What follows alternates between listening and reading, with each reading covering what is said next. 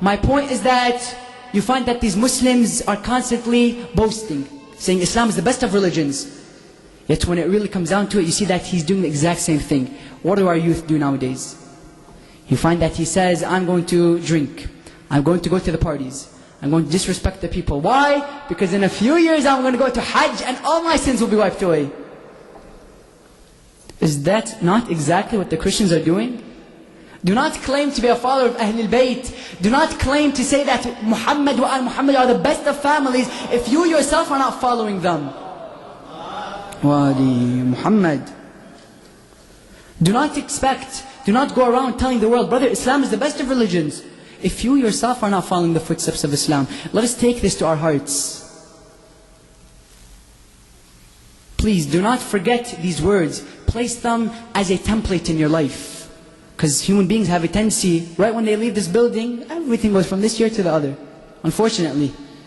Yet if you take this information with a sincere heart, if you take this information with a heart that's open-minded, you will find that they will stay in your mind and you will actually practice what you preach.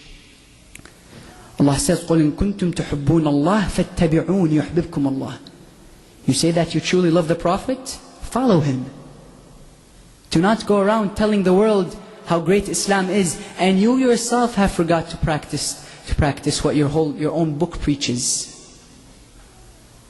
So we find that everything goes back to the importance of the mother. Everything.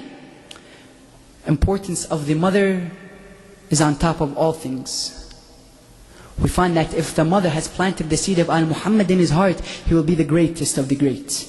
Yet if the mother planted in his heart the love of this world, the love of material, do not expect him to be a great man. Yes, it's true, heaven is under the feet of our mothers, yet at the same time the punishment and the wrath of Allah can be under the feet of our mothers. What do I mean by that?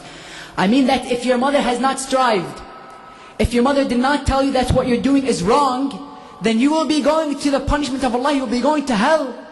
For the reason that your mother did not tell you what's right. The reason that your mother did not tell you what's wrong. For that reason we see there was a narration of a young man. He was about to be sentenced to death. They were about to hang him in a few minutes. So they told him, write your will. Before you die, write your will. He said, I have no will. They told him, what do you mean? He said, all I want to do is see my mother at this moment. So his mother comes to him. So she's about to kiss him goodbye. What does he do? He bites the tongue of his mother. He bites the tongue of his mother. So the mother falls out of pain onto the ground. The man come and attack him. They tell him, what have you done? Why have you committed this oppressive act towards your mother? This is your mother. He told them, my mother has oppressed me. They told him, what do you mean? He said that throughout my life, I indulged in the act of stealing. When I was a little kid, I went to the neighbors and I stole an egg from them. And I came back home and my mother did not tell me this is wrong. Rather, she supported me. She told me, MashaAllah, very good brother, keep it up. So he went back home and he showed his mother the egg that he took from his neighbor. She said, MashaAllah, very good, keep it up, son. She did not tell him it's wrong. Why? Because they were a poor family and they needed this food. But look how the effect came about once he got older. So this man says that I did not know that the stealing is wrong. I kept it up. And I kept on doing it. And I became an expert at it. I would steal without even being caught.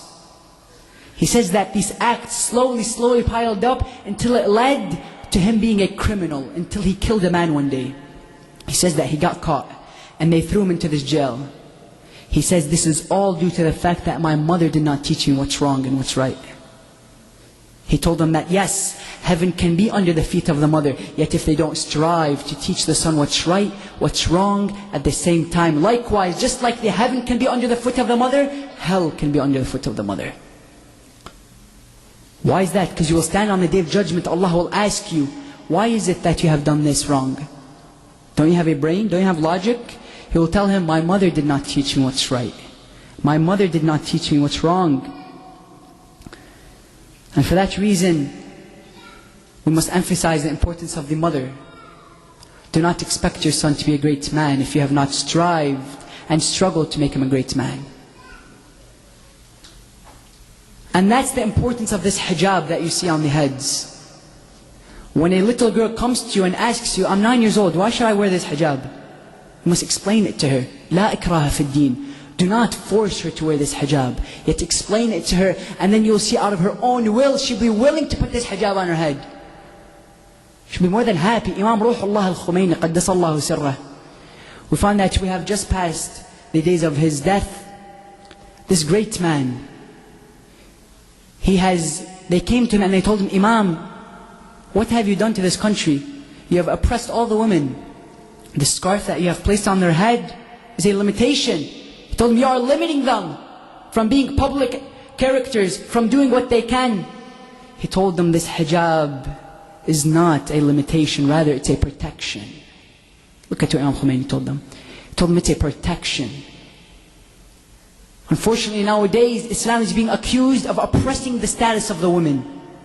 Islam is being accused that they give the women no rights. Tell me, what is oppression? The fact that we emphasize on the importance of the modesty of the woman, the fact that she should be a jewel covered in her shell, or that she may be used as a piece of meat on the advertisements. Go to the commercials nowadays. Is there one commercial that you will find without seeing a woman standing next to the object? Tell me, is she going to come with the object? She's not going to come. Why are you going to put her there? You find that they have used her simply as a physical tool. Tell me, is that not oppression? Is that not oppressing the women? And then they come to us due to the fact that we emphasize on the importance of covering her head, covering her modesty. They say that you have oppressed her. This is the role, brothers and sisters, that our women have. Let us emphasize the importance of it so that they can be ambassadors of Fatima to Zahra salamullahi alayha. Because when you and I go to the markets, us men, no one will know instantly that we are a Muslim unless they come and ask us, brother, are you Muslim? I'll tell them yes. Yet these women, once they're walking in the streets, once they're walking in the markets, they have this scarf on their head, they're holding the white flag, telling them, watch out, I'm a Muslim. So you see that she's constantly under the microscope, constantly being watched. For if she was a true follower of Fatima Zahra, she would change the mentalities that we have out there towards the women. I don't want to take much of your time, for we like to listen to our dear Sheikh Ahmed Mudarris, and inshallah after his speech we will have a short Mawludi celebrating the birth of Fatima Zahra. But I leave you with this one message. I leave you with this one message, and this is the last word that I want to leave you with. If you have forgotten, if you haven't been paying attention until now, start to pay attention, please. The role that our mothers have. If you want to have a great society, if you want to be a great person, cling upon your mother and let your mother teach you what right is wrong, what right is and what's wrong is. On that note, I ask Allah subhanahu wa ta'ala to bless you and to allow us to take the footsteps and to follow the footsteps and to embark upon the path that Fatima Zahra salawatullahi salamuhu alayhi has paven for us.